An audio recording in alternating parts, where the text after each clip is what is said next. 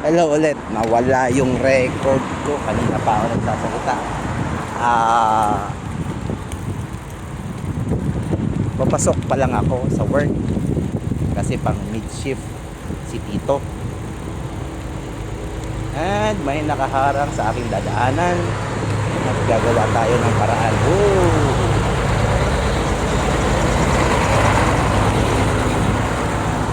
Ah, mid-shift si Tito.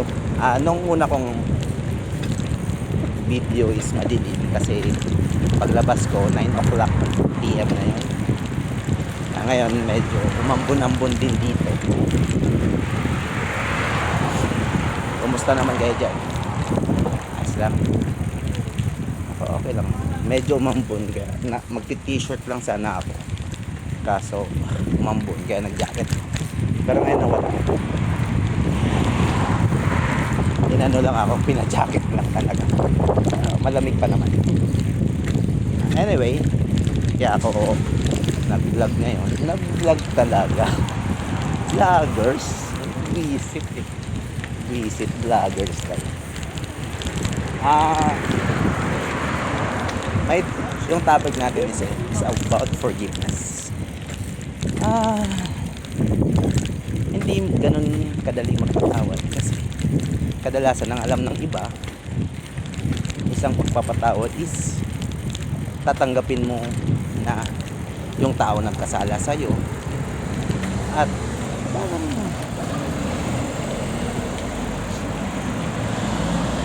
parang wala lang, ayos na kayo, sorry lang. Pero para sa akin hindi ganun yun. Hindi ganun kadaling. Hindi ganun ang ibig sabihin. Forgive and forget. You forgive, but he or she has to face the consequences of her or his doing. Mag-i-English talaga ako. Bakit ganun? Ay, nako. Napapa-English si Tito George. My God. I can't believe myself. And then, so back to the topic. What I mean by this is, halimbawa, in a relationship, sa isang relasyon, if ever that you are in a relationship, boyfriend or girlfriend, or if married, nag-cheat yung lalaki or yung babae, and then you caught them red-handedly, or then you give them a second chance, then yun na, bati naman agad kayo ulit kahit napakalaki nung kasalanan niya. Hindi yun basta-basta boy. Tapos marami kong na-encounter nagsasabi sa akin they give them a second chance and then ulitin na naman kasi ganun kasi kadaling mong pinatawad yung kanyang pagkakasala. For me, maybe you can forgive them, but he or she has to face the consequences of what he did. Okay. You can let them court you again for how many months, depends on your, kung gusto mo pa makipagbalikan, pero kung ayaw mo na, it's your choice.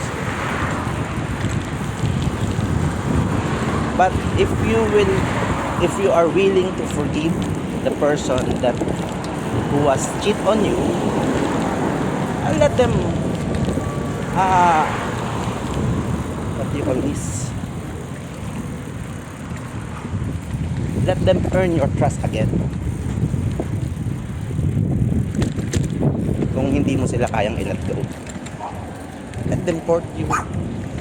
Kasi pag ganun lang kadali, you forgive, and then mag-cheat lang yan. Cheater will always be a cheater.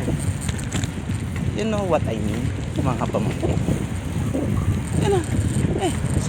Sasabihin na, papatawarin naman ako nun. Okay lang yun. He or she will not learn to value your relationship. Napapahaba na naman yata ako. Your relationship, your importance. Dapat ikaw ang priority niya. Or hindi naman totally priority. Is importante ka rin sa buhay niya. Hindi lang siya. You know, it takes two to tango. Mamaya ulit. Mahaba. Mahirapan na naman ako mag-upload nito. Pasensya na, di pa marunong si Kito. Wait for part 2.